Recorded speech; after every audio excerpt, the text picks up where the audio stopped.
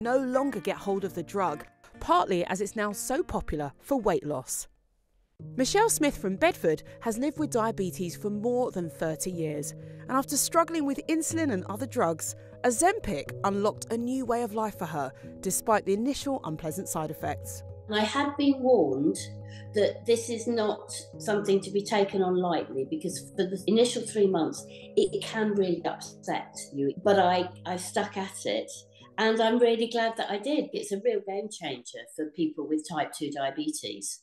It liberates you from so many things, checking your blood sugar levels, to carrying things like orange juice and hard sweets around, 4 times a day injecting, whilst doing a great job of controlling the diabetes.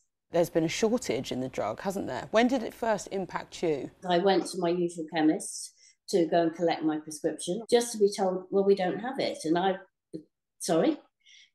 We can't get it. So I had to literally ring around and find out and see if I could get hold of some. And I think that took me about 10 days. It's not good for you if suddenly you stop taking it. Michelle got used to spending hours hunting down pharmacies which could fill each monthly prescription. My pharmacist said, I have some. I've got one in. And I'm like, hold on to it. I'll be there in 10 minutes. The stress of having to do this and constantly thinking month to month, am I actually just going to have to be told, sorry, no, not a chance. People are seeing this and thinking, oh, great, a couple of shots of this and I've dropped a stone.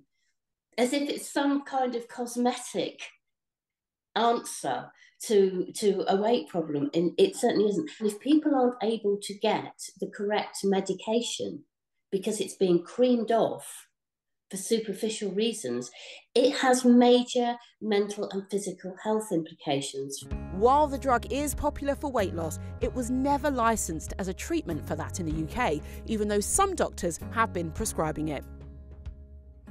In July, the Department of Health and Social Care issued this National Patient Safety Alert.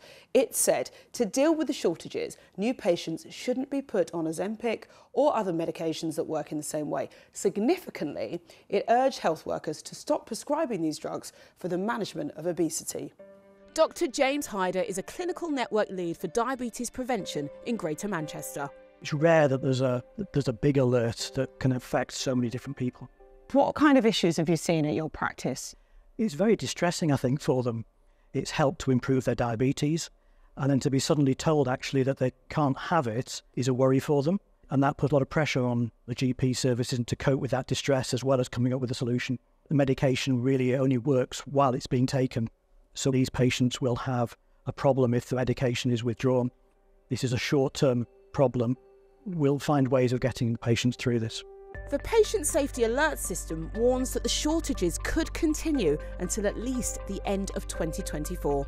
Novo Nordisk, the manufacturer of OZEMPIC, has gone even further, predicting intermittent shortages until 2025. Linda Tree from Norfolk is worried about waiting that long. I started using OZEMPIC about 3 years ago. That was after several years of several things that didn't work. I felt great on it. It was just wonderful. But in July last year, the shortage started to bite. I picked up my medications and the OZEMPIC was not there. They gave me another injection, but I felt so ill on it.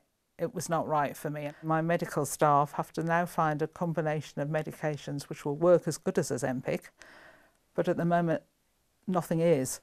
Diabetics are prone to injuries on their feet because of loss of sensation. I had an injury. I couldn't dance at my daughter's wedding. I just had to sit at a table and watch everything happening.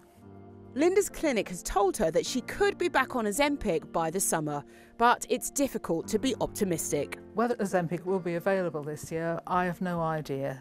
The hospital says it should be, but I find it hard to believe. And that possibility of a continued shortage could have severe health consequences. As my sugar levels are more out of control, it's more of a risk to my health, because diabetics can have problems with their kidneys if their sugar levels are wrong and such like. So I may be causing greater problems in the future. The manufacturers are ramping up production, but for now, demand continues to outstrip supply. Let's be clear.